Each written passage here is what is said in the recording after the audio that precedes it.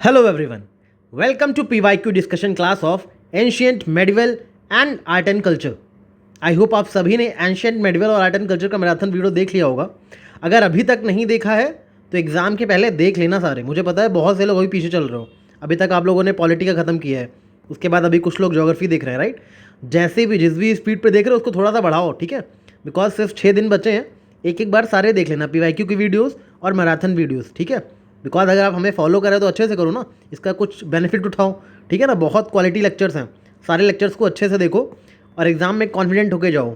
और अभी 6 दिन बचे हैं तो कोई डाउट मत आने देना मन में, ठीक है। बिल्कुल you are fully prepared, okay.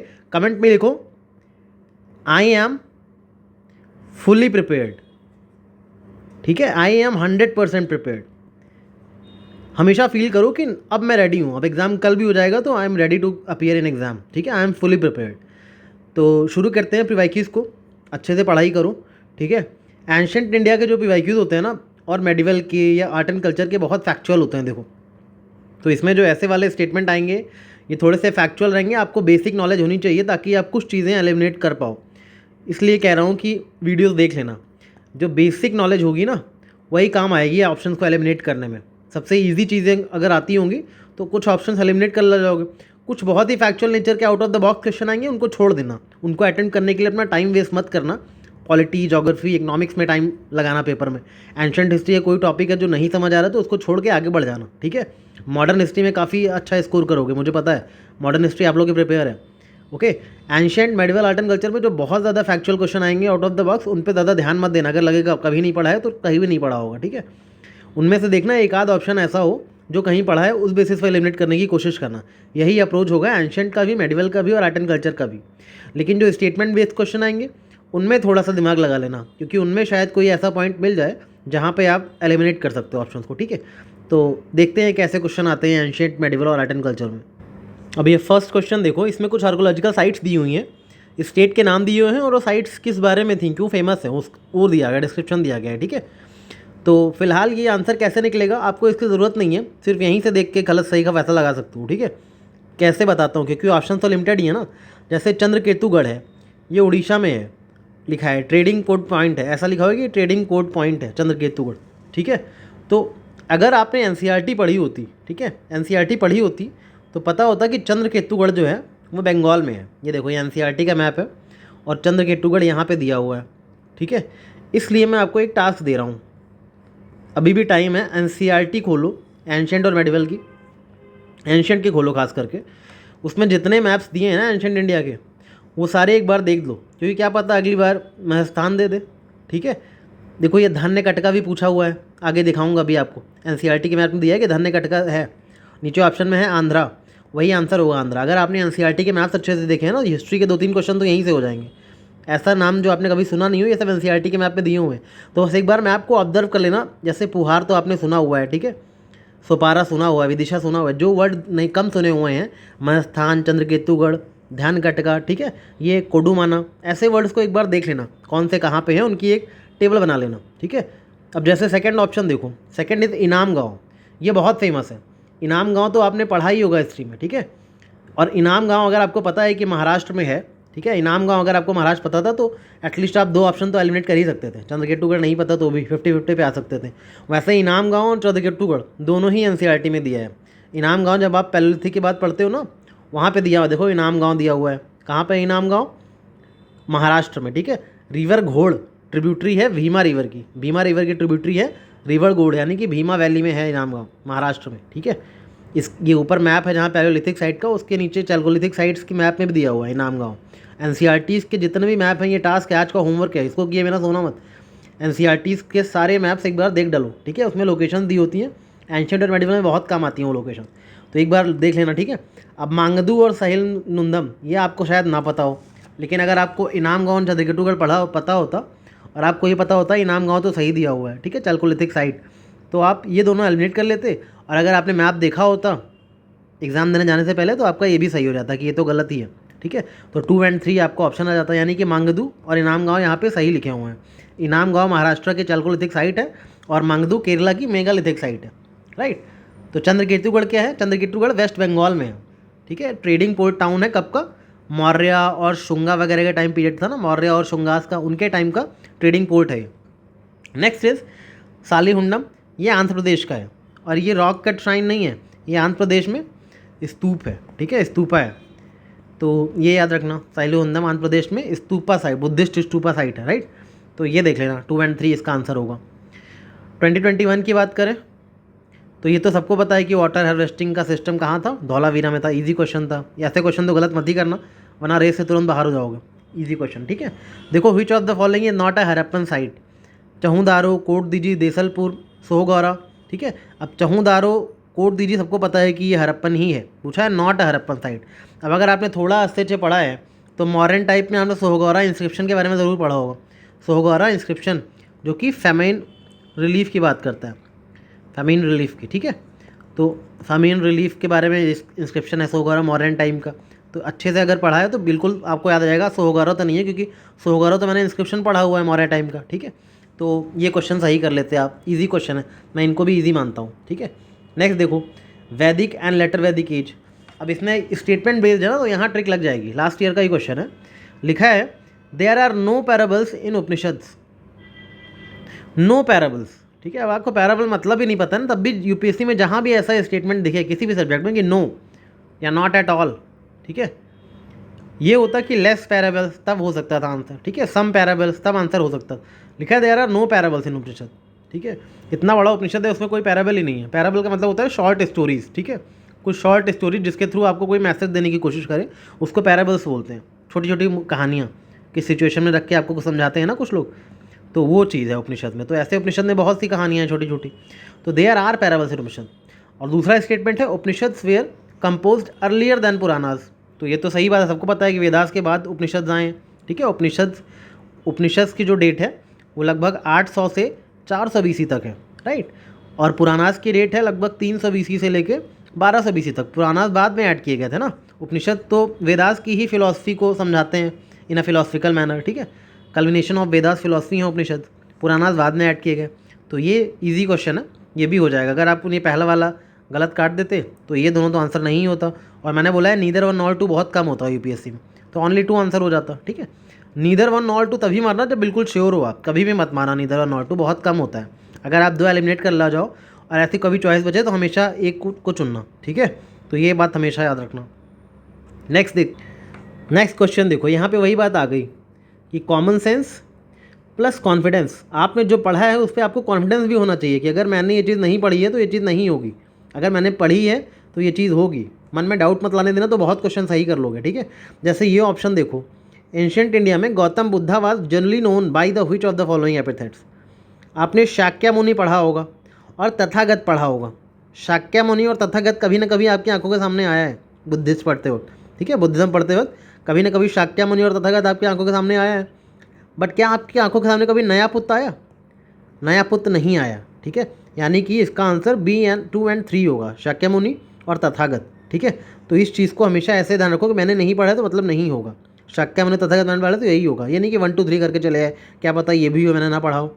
ऐसे मत सोचा करो क्या पता ये भी हो और मैंने ना पढ़ा हो। हमेशा ये सोचो कि मैंने नहीं पढ़ा है नया पुत्ता के बारे में तो ये नहीं होगा, ये कुछ और होगा, ठीक है। This is something related to Jainism, ठीक है, याद रखना है इसको।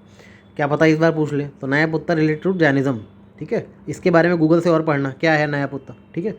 Which of the following is work attributed to playwright Bhasa, ठीक है। अब आपको इनमें से नहीं पता कि भाषा का कौन सा वर्क है, बट कॉमन सेंस से आपको 2 चीज़ें तो पता होनी चाहिए। आपको इतना कॉन्फिडेंस होना चाहिए अपनी बेसिक नॉलेज पे कि मुझे 2 ऑप्शन तो पता है। पहला तो आपको महाभाष्य पता है, महाभाष्य तो बहुत कॉमन है, पतंजलि का, ठीक है, पतंजलि का है ना महाभाष्य, राइट। ये जो पाणिनि की अष्टाध्यायी है उसी में से कुछ संस्कृत के ग्रामर के रूल्स बताए गए हैं इसमें महाभाष्य में, भाई पतंजलि। तो ये तो सबको पता होता है, अगर ये भी नहीं पता है तो आपकी गलती है, आपने अच्छे से रिवाइज नहीं किया मतलब, ठीक है। तो महाभाष्य तो काट दो, आपको पता होना चाहिए कि पतंजलि के। नाट्यशास्त्र भी, नाट्यशास्त्र अगर आपने एक बार भी आर्ट एंड कल्चर पढ़ा है तो आपको पता होगा कि नाट्यशास्त्र किसने लिखा है, भारत मुनि ने, ठीक है, भारत मुनि में यूपीएससी में पूछा भी जा चुका है। तो ये तो पता होना चाहिए कि नाट्यशास्त्र भारत मुनि, मतलब ये दोनों ऑप्शन तो नहीं ही है, ठीक है। अब भाषा ने कौन सा लिखा है, कौन सा प्ले लिखा है, या तो ये लिखा होगा, ये 50-50 पे आप आ गए अगर आपको नॉलेज थी। अब रिस्क लेना होता है एग्जाम में, यहाँ पे लेना है तो लो वरना आगे बढ़ो। लेकिन अगर 2 एलिमिनेट कर दिया ना तो रिस्क लिया करो, ठीक है। चांसेस प्रोबेबिलिटी तो हो गई ना 50% की सही हो जाएगा आपका, तो ऐसे सिचुएशन में रिस्क लिया करो। जब 2 कार्ड में कामयाब हो गए हो तो रिस्क ले लिया करो और अटेम्प्ट कर लिया करो क्वेश्चन, राइट। तो प्ले राइट भाषा ने क्या लिखा था, मध्यम व्यायोग, मध्यम व्यायोग, राइट। ये चीज़ याद रखना है इनके बारे में। नेक्स्ट देखते हैं। देखो मैंने बताया था ना धान्य कटका भी पूछा गया है, ऊपर मैप में दिखाया था आपको कि एनसीईआरटी में दिया हुआ है कि आंध्र प्रदेश में, और वही पूछा गया था कि ये बुद्धिस्ट सेंटर है महासंघिकास का, ये कहाँ पे है, तो आंध्र प्रदेश में। अगर आपने वो मैप देखा होता तो आपको पता होता कि आंध्र प्रदेश में, ये सब पढ़ने की ज़रूरत भी नहीं है। याद रखना कि ये बुद्धिस्ट सेंटर है आंध्र प्रदेश का, ठीक है। धान्य कटका ये सातवाहनास के टाइम पे बहुत ज़्यादा डेवलप होता था। सातवाहना डायनेस्टी थी ना, सातवाहना डायनेस्टी, तो यहाँ पे ये जो अमरावती नहीं है वहीं पे है, ये अमरावती में ही है ये धान्य कटका। कहाँ है, अमरावती में, तो वहाँ पे स्तूप बना हुआ है बहुत फेमस, ठीक है। तो ये सब चीज़ें याद रखना है। इसके बारे में क्या पता फिर से रिपीट हो जाए। एंशंट और मेडिवल में क्वेश्चन रिपीट भी होते हैं उसके पेरिफेरल टॉपिक से, तो इसलिए थोड़ा सा कॉम्प्रिहेंसिवली इसके पीआईक्यू किया करो, ठीक है। अब ये क्वेश्चन भी कॉमन सेंस से सॉल्व हो सकता है, जैसे कि लिखा है with reference to ancient India consider the following statements. Number 1, the concept of stupa is Buddhist in origin, ठीक है। यहाँ पे आपको कंफ्यूज करने की कोशिश की गई है। देखो इसमें क्या है कि बुद्धिस्ट इन ओरिजिन लिखा है, स्तूप का कॉन्सेप्ट बुद्धिज़्म से एसोसिएटेड जरूर है, बुद्धिज़्म ने इसको पॉपुलर किया और अच्छे से डेवलप किया इस कॉन्सेप्ट को, बट इसका ओरिजिन जो है बुद्धिज़्म में नहीं है, ठीक है। आपने बेसिकली स्तूप होता क्या है, बरियल माउंट्स होते हैं, ठीक है। इसमें बुद्धा के रेलिक्स रखे हुए हैं, ठीक है, बरियल माउंट्स हैं। तो आपने न्यूलिथिक एज में नहीं पढ़ा है कि ऐश माउंट्स ऐसे ऊंचे ऊंचे बने होते थे, न्यूलिथिक एज से ही शुरू था ऐश माउंट बना, राइट, आंध्रा कर्नाटक वाले रीजन में। तो ऐश माउंट्स तो आपने पढ़ा हुआ है, मतलब बुद्धिज़्म ने उसको फॉलो किया उस कल्चर को और उसको और डेवलप करा स्तूप, ठीक है। तो माउंट्स वाला कल्चर बुद्धिज़्म ने स्टार्ट नहीं किया, ओरिजिन नहीं है, ओरिजिन बहुत पहले से है, ठीक है। तो बुद्धिस्ट का ओरिजिन नहीं है, इतना अगर आप समझ जाते हैं कि स्तूपा होता क्या है, बरियल माउंट्स होते हैं, तो आपने क्या इसके पहले हिस्ट्री में कभी बरियल माउंट्स नहीं पढ़े, ठीक है। तो ये बिल्कुल गलत स्टेटमेंट है, और जैसे ही ये काटते बाकी दोनों पढ़ो तो सही लगेगा आपको। स्तूप वॉज जनरली है रिपोजिटरी ऑफ रिलिक्स, ये तो पता है हमें, रिलिक्स हैं बुद्धा के, ठीक है, रिपोजिटरी है उनकी। और दूसरा, stupa was votive and commemorative structure and Buddhist tradition. Votive मतलब रिलीजियस वोज तो होती हैं ना, और कॉमेमोरेटिव मतलब बुद्धा की याद में, ठीक है। तो ये दोनों चीज़ें तो बिल्कुल जनरल स्टेटमेंट है। देखो कई बार ये समझ नहीं आए ना तो हिंदी वाले पढ़ लिया करो, तो आपको आसान लगेगा, बिल्कुल जनरल चीज़ लिखी है दोनों, तो ये दोनों तो सही ही होगा, ठीक है। ओनली 2 यहाँ लिखा है, stupa is Buddhist in origin, origin Buddhism तो नहीं है स्तूप का, ठीक है। तो सिर्फ 2 ही स्टेटमेंट सही है, ओनली 2 कर देना था आपको। अब ये क्वेश्चन भी इजीली एलिमिनेशन से सॉल्व हो जाएगा। लिखा है souls are not only the property of animal and plant life but also of rocks, running waters and many others natural objects. मतलब आत्मा जो है वो सिर्फ जानवरों और प्लांट में नहीं होती है, बहुत चीज़ों में, रॉक्स में भी आत्मा है, पानी में भी आत्मा है, ठीक है, ऐसे बोल रहे हैं। तो ये स्टेटमेंट पूछा है किस टीनेट्स का रिलीजियस सेक्ट का कोर बिलीफ हुआ करता था। तो अगर आपने बुद्धिज़्म अच्छे से पढ़ा है, आपको पता है बुद्धिज़्म तो इटर्नल सोल पे बिलीव ही नहीं करता था, बुद्धिज़्म तो इटर्नल सोल पे बिलीव ही नहीं करता था, राइट। बुद्धिज़्म का कॉन्सेप्ट ही नहीं है कि इटर्नल सोल पे बिलीव करने वाला। लेकिन अगर आपने जैनिज़्म पढ़ा है तो जैनिज़्म बात करता है उसकी जीवा की, यानी कि इटर्नल सोल की बात जैनिज़्म करता है। और ये जैनिज़्म बोलता भी है कि मतलब ये जो जीवा है ना, ये हर चीज़ में है, ऑल लिविंग थिंग्स में है, एनिमल, प्लांट, ठीक है, कुछ नॉन लिविंग थिंग जैसे एयर, वाटर, इन सब में ही आत्मा है। ये जैनिज़्म की कोर फिलॉसफी है। लेकिन आपको नहीं भी पता तो बुद्धिज़्म में तो पता है ना, सोल की बात नहीं हुई है। और शैविज़्म, वैष्णविज़्म, मतलब ये तो हिंदुज़्म में, हमारे हिंदुज़्म में कहीं ऐसी बात की गई है क्या कि रॉक्स में भी आत्मा है, रनिंग वाटर में भी आत्मा है? हमारे हिंदुज़्म में तो कोई ऐसी बातें नहीं की गई, लेकिन जैनिज़्म में की गई है, ठीक है। तो जैनिज़्म का कोर टीनट है जीवा, राइट। तो ये चीज़ें थोड़ा सा याद रखना आप इसको जैनिज़्म के बारे में, राइट, कि जैनिज़्म का कॉन्सेप्ट है ये कि सोल्स जो है हर चीज़ में होती है, इसलिए ये लोग जो है एक्स्ट्रा प्रोटेक्शन भी करते हैं। जो नॉन वायलेंस की फ़िलॉसफी है इनकी, इसमें कोशिश करते हैं कि जितना कम से कम मिनिमाइज़ करते हैं, जितना कम से कम हार्म कर सके किसी लिविंग बीइंग को। इसलिए देखो जैन लोग हमेशा मास्क पहन के घूमते हैं, कहीं इनहेल ना कर लें किसी लिविंग बीइंग को, ठीक है। वह जो छोटे छोटे कीटाणु होते हैं एयर में, कहीं उनको इनहेल ना कर लें, उनको नुकसान ना पहुँचे, इसलिए मास्क नहीं पहनते हैं। तो Jainism is the right answer. तो अगर थोड़ा सा दिमाग लगाते तो ये तीनों कट जाता है। इन तीनों में ऐसी कोई बात नहीं की गई है जैसी ऊपर लिखी है फिलॉसफिकल, ठीक है। नेक्स्ट क्वेश्चन देखते हैं। अब ये वाला जो क्वेश्चन है इसमें देखो बेसनगर, भाजा और सित्तनवसल, मुझे लगता है आपने सित्तनवसल थोड़ा बहुत सुना होगा, मान लो। भाजा तो बिल्कुल नहीं सुना होगा पढ़ते वक्त, सित्तनवसल कहीं आंखों के सामने कभी आया हो, याद हो, बट एग्जाम हॉल में आई थिंक नहीं याद होगा आपको, राइट। बट आपको बेस नगर ये पता होना चाहिए। बेस नगर आपको अगर नहीं पता है मतलब आपकी पढ़ाई में कमी है, ठीक है। आपने कहीं ना कहीं पढ़ा होगा विदिशा का नाम, विदिशा, वेस नगर, विदिशा, राइट, कहीं तो पढ़ा होगा ना। विदिशा एमपी में है और मैंने पढ़ाया भी है अपनी मैराथन में कि आप देखना ये जो है हेलियोडोरस, हेलियोडोरस ने क्या लगाया था वहाँ पे, पिलर बनवाया था, राइट। हेलियोडोरस पिलर, ये ग्रीक एम्बेसडर था जिसने वैष्णवाइट सेक्ट को, भागवतिज्म को फॉलो करता था, भगवत सेक्ट को, right. He was a follower of Bhagavat sect. Bhagavat sect यानी कि वैष्णवाइट सेक्ट को फॉलो करता था। हेलियोडोरस, हेलियोडोरस पिलर लगाया था वहाँ पे, राइट। तो ये चीज़ बहुत फेमस इंसिडेंट है, ये तो मैंने पढ़ाया है और बहुत जगह पढ़ा होगा आपने। हेलियोडोरस ने विदिशा में पिलर लगाया क्योंकि भागवत सेक्ट को प्रमोट करता था, वही the Greek ambassador, right, Vaishnavite sect को। तो बेस नगर यानी विदिशा, अगर आपको इतना पता है और आपको हेलियोडोरस का पिलर पता है और ये पता है कि वो वैष्णवाइट सेक्ट को फॉलो करता था, तो यहाँ शवाइट लिखा हुआ है, तो ये तो गलत हो गया ना। और ये गलत हुआ मतलब ऑल थ्री तो आंसर नहीं है, और ऑल थ्री नहीं है। मैंने बोला है आपको कि नन पे कभी मत करना, नन भी नहीं हो सकता। तो आपका 50-50 पे तो आप आ गए, ओनली वन और ओनली टू, ठीक है। तो इन दोनों में से आपको एक चूज़ करना था। अब आपके ऊपर है कि क्या चूज़ करोगे। कल मैंने एक चीज़ और बताई थी कि अगर कहीं पे ओनली वन और ओनली टू आए, ठीक है, मतलब दो स्टेटमेंट सही हैं, ठीक है, या फिर सिर्फ एक चूज़ करना है, या फिर दो ऑप्शंस चूज करने एक साथ, तो आप दो को ही करना ओनली वन की जगह, ठीक है। तो क्योंकि यूजुअली दो तो सही होगा ही, यूपीएससी कभी भी ऐसा नहीं सिर्फ एक सही दे तीनों में से, तीन में से दो तो सही दे ही देता है अगर ऑप्शन में है तो, ठीक है। अगर ऑप्शन में ऐसा दिया है ओनली वन ओनली टू, इन दोनों में चॉइस बचे, ओनली वन ओनली टू में चॉइस बचे, तो हमेशा ओनली टू को चुनना, ठीक है। नन को तो मत ही चुनना। ओनली वन ओनली टू की चॉइस जब भी रहे तो ओनली टू चुनना। अगर ऑल थ्री काट दे रहे हो 100% श्योर होकर कट गया तो, ठीक है। ये सब कुछ छोटी छोटी ट्रिक हैं जो आपको पीवाईक्यू सॉल्व करने से ही समझ आएंगी एक्सपीरियंस से। अब इसके पीछे मैं लॉजिक नहीं बता सकता ये क्यों करती हैं, बट दीज वर्क्स, ठीक है। और भी पीवाईक्यूज़ में आप ये चीज़ देखना जहाँ पे सिर्फ ऐसा आए कि इसमें आप बिल्कुल श्योर हो गए काट दिया, ठीक है। अब सिर्फ ये दोनों बचे हैं, क्योंकि नन तो मैं मानता ही नहीं क्यों होगा, नन बहुत कम होता है, कभी शायद 2-3 साल में एक बार किसी पेपर में नन आता है कि सही हो गया, ठीक है। तो इस पर तो ध्यान मत देना, हमेशा देखना अगर ऑल थ्री काट दिया तो इन दोनों में से एक आंसर होगा, और हमेशा देखना जो दो वाला है वही सही होगा। ऐसा नहीं कि इन तीनों में से सिर्फ एक ही स्टेटमेंट सही होगा, एटलीस्ट दो सही होंगे अगर इन दोनों में ही बात फंस गई है तो, ठीक है। तो इसको थोड़ा दिमाग लगा के और पीवाईक्यूज़ में ट्राई करना और देखना ये वर्क करता है कि नहीं, और कमेंट में बताना कि सर ये वर्क कर रहा है कि नहीं कर रहा है, ठीक है। अब ये क्वेश्चन देखो, वैसे तो इस क्वेश्चन के बारे में आपको कुछ नहीं पता होगा कि कौटिल्य के अर्थशास्त्र में क्या लिखा है, बट कॉमन सेंस लगाओगे तो पता चल जाएगा, ठीक है। जैसे ऐसे क्वेश्चन को छोड़ना मत कभी, स्टेटमेंट वाले हमेशा अटेम्प्ट किया करो, कोशिश किया करो कि स्टेटमेंट वाले क्वेश्चन कभी ना छोड़ो, भले ही आपका गलत हो जाए बट अपने पे कॉन्फिडेंस रखो कि आपने सही किया है, ठीक है। देखो ये वाला question, a person could be a slave as a result of judicial punishment. Could be a slave, Kautilya के अर्थशास्त्र कहता है it could be a slave, हो सकता है कि किसी ने किसी को सज़ा सुना दी हो कि अब तुम स्लेव बन के रहोगे। ऐसा इम्पॉसिबल सिनेरियो तो नहीं है, मस्ट नहीं लिखा है, यहाँ लिखा है कुड बी अ स्लेव, बनाया जा सकता था जुडिशियल पनिशमेंट के थ्रू किसी को स्लेव। तो ये आप सही मानना है, एग्जाम लाइक कंडीशन में आपको इसको सही मानना है, ठीक है, क्योंकि ये जनरल जो रूल्स है एलिमिनेशन के उसके बिल्कुल खरा उतर रहा है उसके पैमाने पे कि ये स्टेटमेंट सही होगा, ठीक है। Second, if a female slave bore her master a sun she was legally free, ठीक है, शी वॉज लीगली फ्री, आपको ये नहीं पता। If a son born to a female slave was fathered by her master, a son was entitled to the legal status of master son, ठीक है। अब ये देखो देखो दोनों चीज़ें, ये दोनों स्टेटमेंट में ऐसा कुछ भी नहीं है कि बहुत ज़्यादा एक्सट्रीम लिखा हो। अगर फीमेल ने अपने मास्टर को एक सन दे दिया तो वो फ्री हो जाएगी क्योंकि उसने उसको सन दिया है, ठीक है।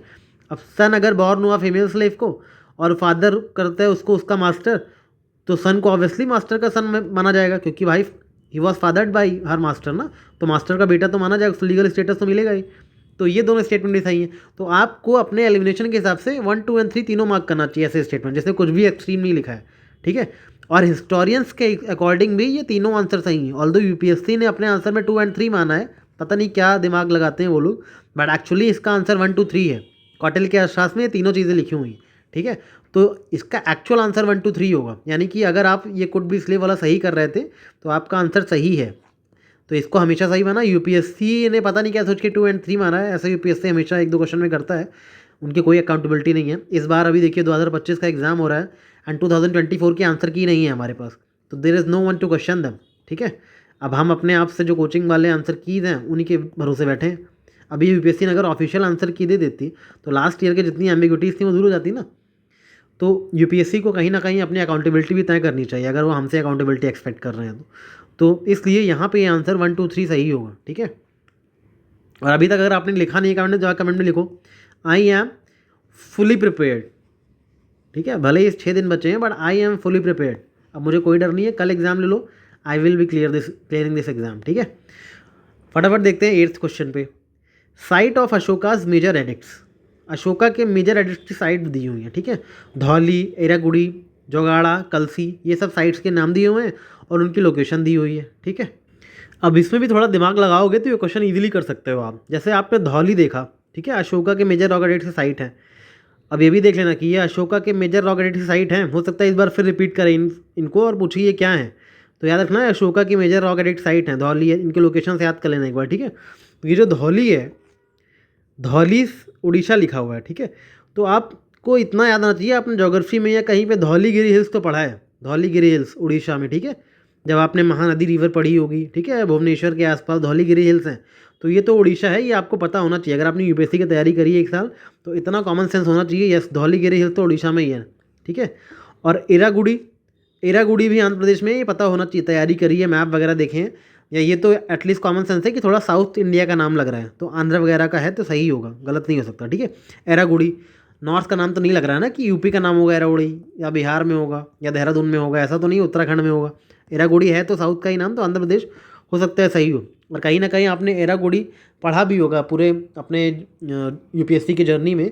एरागुड़ी एक ना एक बार तो आपने पढ़ा होगा कि करनूल डिस्ट्रिक्ट में एक जगह है, करनूल, करनूल आंध्र प्रदेश, एरागुड़ी। ठीक है, तो इतना तो आप पढ़ते ही हो, और जब आपने अशोका के एडिक्ट्स पढ़े होंगे तब भी आपने एरागुड़ी का नाम पढ़ा होगा, तो ये दोनों तो आप कर लोगे कि ये दोनों सही हैं। अब जैसे ही आप जोगाड़ा पे आओगे, जोगाड़ा पे अगर आप आए, ठीक है, और सामने लिखा है मध्य प्रदेश, तो मध्य प्रदेश का नाम लग रहा है क्या जोगाड़ा? कभी आपने कहीं इधर देखा है नॉर्थ इंडिया में जोगाड़ा जैसा नेम?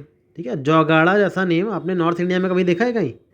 जोगाड़ा थोड़ा थोड़ा मैच करेगा आपको झारसुगुड़ा जैसी जगह से, झारसुगुड़ा हो गया, ठीक है, क्योंझर हो गया, ये सब कहाँ है? उड़ीसा में साइड पड़ा है, तो ये जोगाड़ा उड़ीसा से मैच करता है ज़्यादा जगह। ठीक है, उड़ीसा में ऐसे हैं जिसमें अ वर्ड आए, धौली है, जोगाड़ा, ये सब उड़ीसा में ही है जिसमें अ आते हैं ना, ऐसे वाले स्टेट्स। तो थोड़ा सा ये सब कॉमन सेंस डेवलप करोगे, पढ़ाई अगर की है तो हो गया होगा अब तक, मैपिंग वगैरह देखी है तो। धौली, जोगाड़ा, ठीक है, झारसुगुड़ा, क्योंझर हो गया, तो ये सब चीज़ें उड़ीसा में हैं, ऐसी जगह है। मध्य प्रदेश में कभी आपने कोई जोगाड़ा जैसी जगह नहीं सुनी होगी, तो ये तो गलत है, थर्ड तो बिल्कुल गलत है। और कलसी, कलसी इन कर्नाटका, कर्नाटका का नाम लग रहा है क्या कलसी? कलसी तो कुछ नॉर्थ इंडिया, कुछ हिंदू जैसा, हिंदू से मिलता जुलता नाम है, राइट, कुछ हिंदू टर्म लग रहा है, तो नॉर्थ इंडिया में होगा, कर्नाटका में तो नहीं होगा कलसी, तो कलसी भी नहीं होगा, मतलब 2 तो गलत हैं और ये दोनों सही हो सकते हैं। तो ओनली 2 पेयर्स, आप थोड़ा सा दिमाग लगाओगे तो कर सकते हो। अगर नहीं कुछ समझ आ रहा है तो छोड़ देना, देखो मैं फोर्स नहीं कर रहा हूँ, अटेम्प्ट करना ही है, बट अगर थोड़ी बहुत पढ़ाई की है ना तो ये कॉमन सेंस से क्वेश्चन सॉल्व हो सकते हैं। और खुद पे भरोसा हो तो, कॉन्फिडेंस हो तो, कि मैंने पढ़ाई करी है, ये दोनों नहीं हो सकता, ये दोनों हो सकता है, इन्हें मुझे कोई मेजर दिक्कत नहीं लग रही है। ठीक है, तो इतना सा दिमाग, इतना सा रिस्क तो लेना पड़ेगा, इतना कॉम्पिटिटिव एग्जाम है ना, अगर इतना भी दिमाग नहीं लगाओगे और कमेंट में लिखोगे सर आप तो ज़बरदस्ती करवा रहे हो बिकॉज आंसर आपके सामने है, ऐसा नहीं है। यही अप्रोच फॉलो होता है, यही अप्रोच सब फॉलो करते हैं जो सिलेक्शन लेते हैं। ठीक है, वहाँ पे जाके कोई ये नहीं देख रहा कि आपने आंसर किस तरह से निकाला, वो सिर्फ आपको पता है। ठीक है, आप तो बाहर आके क्या दोगे, हमने सब पढ़ा हुआ था इसलिए निकाला है, किसी को नहीं पता, बट असली कहानी यही है। ठीक है, तो यू हैव टू अप्लाई, जितने आपके सेंसेस हैं, जितने भी सेंसेस हैं सब अप्लाई करने पड़ेंगे, जितनी बेवकूफ़ियाँ हैं आपकी, जितनी नादानियाँ हैं, जितनी इंटेलिजेंस है, सबको यूज़ करके आंसर्स तक पहुंचना है कैसे भी। ठीक है, जितना कॉमन सेंस है, जितना वास्ट एरिया ऑफ नॉलेज अब तक गेन किया है, सब कुछ करके आंसर्स तक पहुंचना है बस, कैसे भी करके। ठीक है, और बिना आंसर्स तक पहुंचे वापस मत आना घर।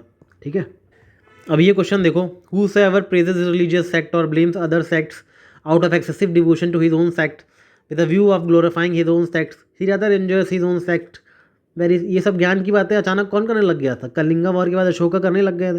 तो ऐसे कोई भी देखो रिलीजियस टॉलरेंस वगैरह की बात हो रही है तो अशोका होंगे। ठीक है, या फिर अगर अकबर ऑप्शन में होता तो अकबर भी हो सकते हैं, लेकिन अकबर तो ऑप्शन में है नहीं, तो अशोका ही होगा इसका आंसर ऐसी चीज़ों का। ठीक है, तो ये तो बहुत ईजी क्वेश्चन था, ऐसे क्वेश्चन तो गलत कर मत देना गलती से। अब इस क्वेश्चन में अगर आपने बेसिक पढ़ाई करी है तो आपको पता है कि स्थरावादिंस, थेरावादा, ये सब हिनायान स्कूल के हैं, महायान के नहीं हैं। ये बेसिक है, कुछ बहुत टफ बात नहीं लिखी हुई है, हर बुक में दिया होता है, कुछ ऐसा छुपा नहीं। अगर आपको ये पता है कि ये गलत है ना, तो आपका ये दोनों स्टेटमेंट कट गया। और मैंने क्या बोला है, जहाँ पर भी एक बच्चे या 2 ऑप्शन बचे तो हमेशा 2 को टिक करना, इट्स वेरी रेयर कि वहाँ पे 3 ओनली होगा।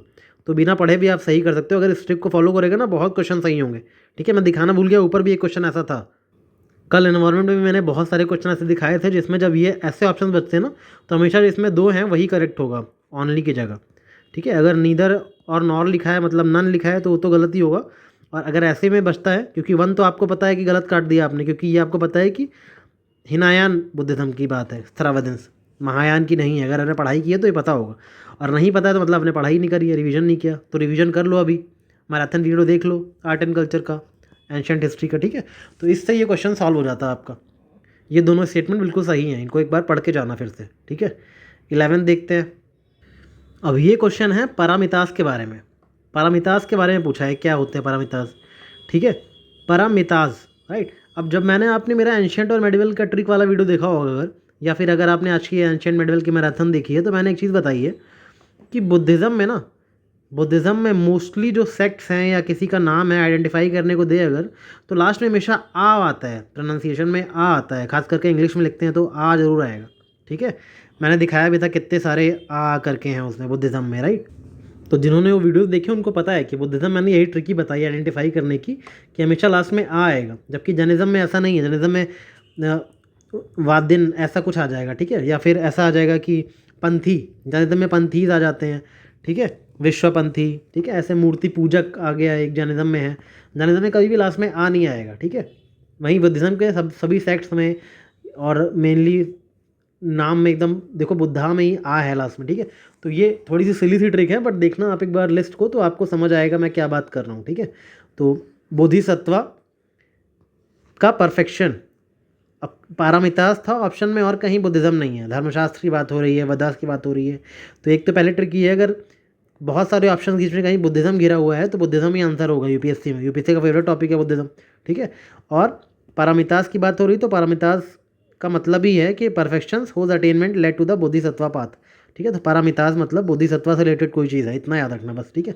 बाकी मैंने एंशिएंट हिस्ट्री को अप्रोच करने की चीज़ें आपको बता दी, थोड़ा सा टर्मिनोलॉजी देख लेना, ठीक है। बुद्धिज़्म और जैनिज़्म की जो मैंने ट्रिक्स बताई हैं वो ट्रिक वाले वीडियोज़ में देख लेना, और बाकी के क्वेश्चंस भी अटेम्प्ट करना है एंशिएंट के। हम मेडिवल पे स्विच करते हैं अभी, देखते हैं मेडिवल में क्या अप्रोच रहेगा। आप एंशिएंट के बाकी के क्वेश्चंस अटेम्प्ट करना इसी अप्रोच के साथ जो मैंने बताया है, ठीक है। ये सारे अप्रोच फॉलो करना उसमें, और बताना सही हो रहा है। किसी क्वेश्चन में दिक्कत आए अगर तो क्या करोगे, टेलीग्राम आईडी है मेरी amazing@success, सॉरी _success, ठीक है, amazing_success, इस पर मैसेज करना। अगर किसी भी क्वेश्चन को MCQ को सॉल्व करने में दिक्कत आए ना, तो you can always message me @amazing_success, ठीक है। यहाँ पे मैसेज करके दिखाना सर ये MCQ आपके इस अप्रोच से सॉल्व नहीं हो रहा है, तो आई विल टेल यू क्या अप्रोच लगाना है, ठीक है। तो इस चीज़ को थोड़ा ध्यान से करो and see whether it's work और नॉट। लेट्स, अभी एंशिएंट का काफ़ी हो गया, देखते हैं कुछ मेडिवल हिस्ट्री के क्वेश्चंस। अब मेडिवल में कुछ चीज़ें बहुत इंपॉर्टेंट है, जैसे अकबर हो गए, कृष्णदेव राय हो गए। मोस्टली अगर ये ऑप्शंस में है तो यही आंसर होते हैं, मोस्टली 80%, हमेशा नहीं, ठीक है। और उन खास करके तब जब नीचे वाले रूलर्स बिल्कुल कभी नाम ना सुनो, ऐसे रूलर्स का नाम दिया हुआ है तो, ठीक है। तो इस क्वेश्चन में देखो विजयनगर एम्पायर की बात की गई है और देवराय वन का नाम दिया गया है, ठीक है। तो देवराय वन ही आंसर होगा, ये यूपीएससी के फेवरेट हैं, ठीक है।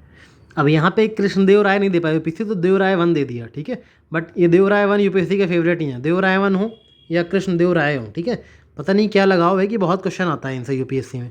अब ये देवराय वन कौन से डायनेस्टी के थे, संगम डायनेस्टी के थे, विजयनगर की संगम डायनेस्टी से थे, ठीक है। संगम डायनेस्टी के और कौन कौन से रूलर थे याद है कि नहीं, भूल गए, हरिहरा वन, ठीक है, बुक्का राय और Devaraya, Devaraya one and Devaraya two, ये सब संगम के थे, संगम डायनेस्टी के। अच्छा, विजयनगर किंगडम में कितने डायनेस्टी थी सब याद है कि भूल गए हो। विजयनगर डायनेस्टी में बहुत सारी डायनेस्टी थी, ठीक है। विजयनगर किंगडम में संगम डायनेस्टी थी एक, तो दूसरी आपकी सलुवा डायनेस्टी थी, सलवा डायनेस्टी।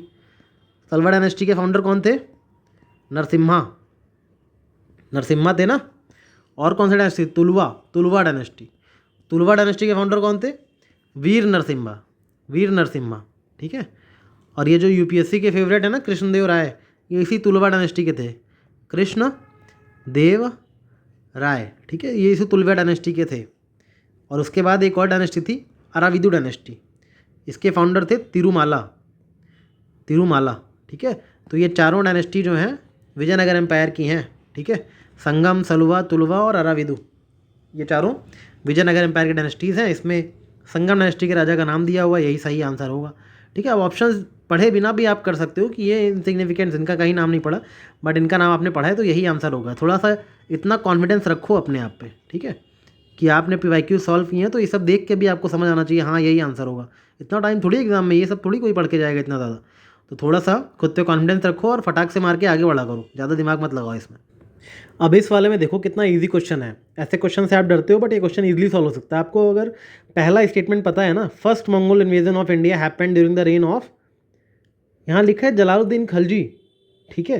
जबकि आपको अच्छे से पता है, तो दिल्ली सल्तनत अगर पढ़ा है तो पता है कि पहला मंगोल इन्वेजन इल्तुतमिश के टाइम पे हुआ था। इल्तुतमिश के टाइम पे चंगेज़ खान का नाम आपने पढ़ा होगा, ठीक है।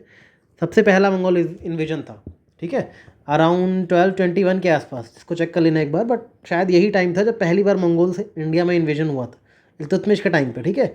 तो ये स्टेटमेंट तो गलत हो गया फर्स्ट, और फर्स्ट गलत होते ही आपका 1 ये गलत हो गया, ये गलत। अब 2 ओनली है या 3 ओनली है, ठीक है। तो इन दोनों में चुनना है, दूसरा सही है तीसरा। अब देखो दूसरा स्टेटमेंट पढ़ो।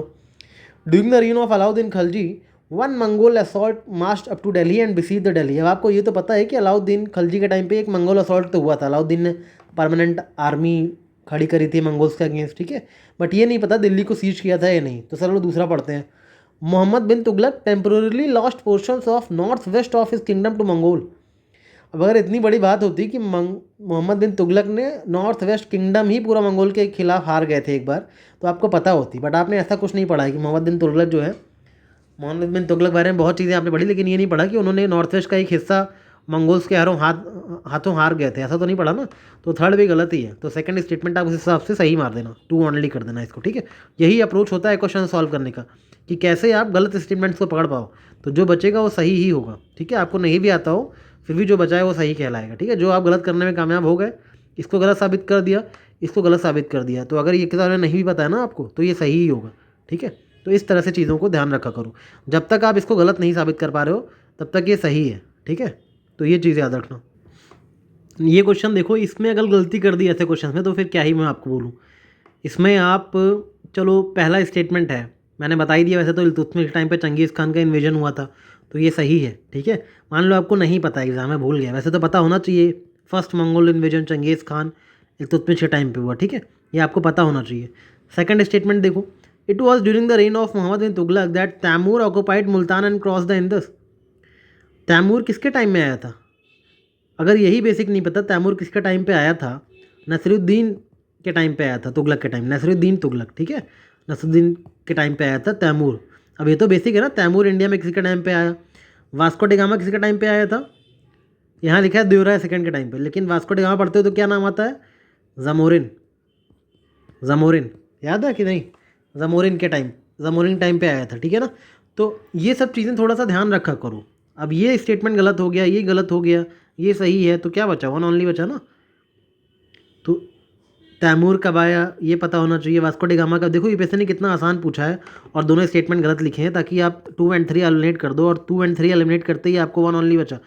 जबकि 1 भी आपको पता होना चाहिए कि यस इल्तुतमिश के टाइम पे चंगेज़ खान का इन्वेजन हुआ था मंगोल्स का।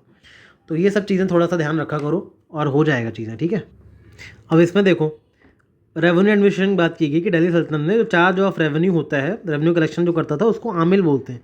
बहुत इजी स्टेटमेंट है, बिल्कुल सही है, ठीक है, कुछ गलत नहीं है। रेवेन्यू कलेक्शन को आमिल बोलते थे, याद है ना, पढ़ा है ना।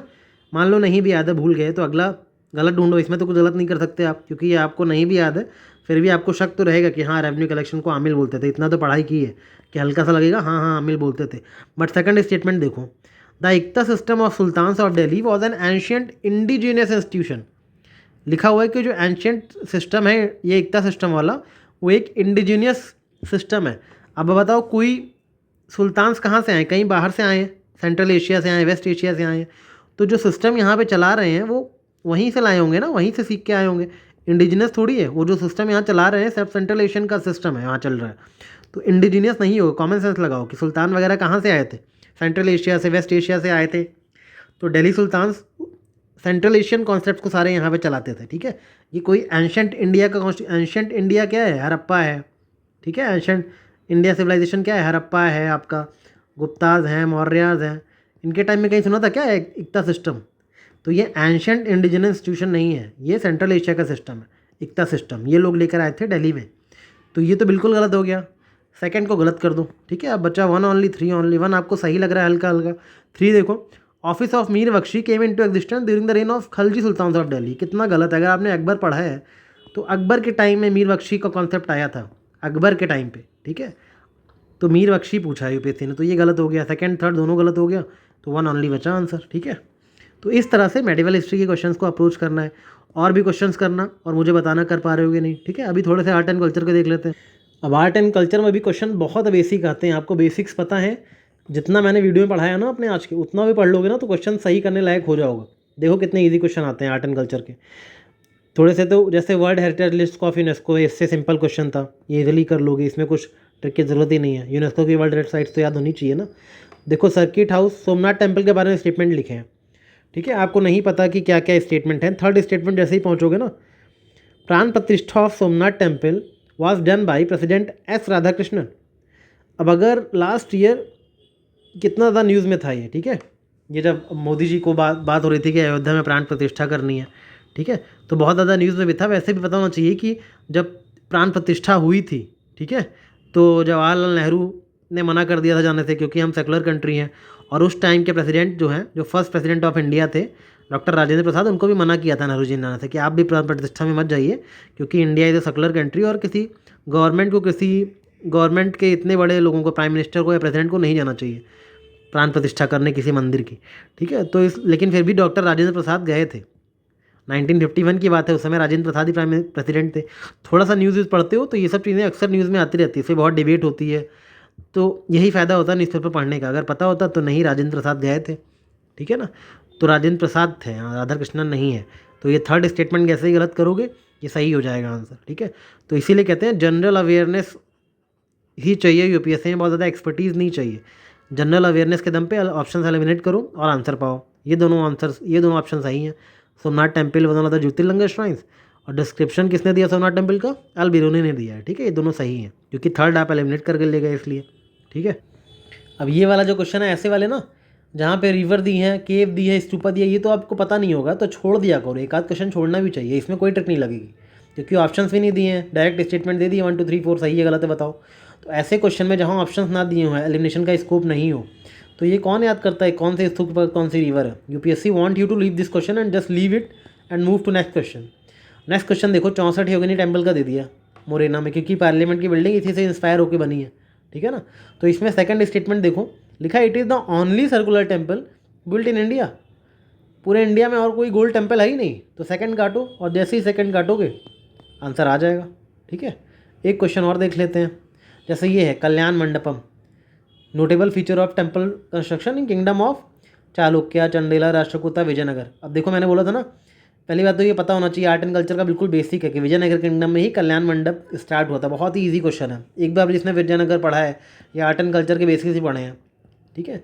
मैंने भी बताया अपने वीडियो में, कल्याण मंडपम विजयनगर के टाइम पे बनना शुरू हुआ था।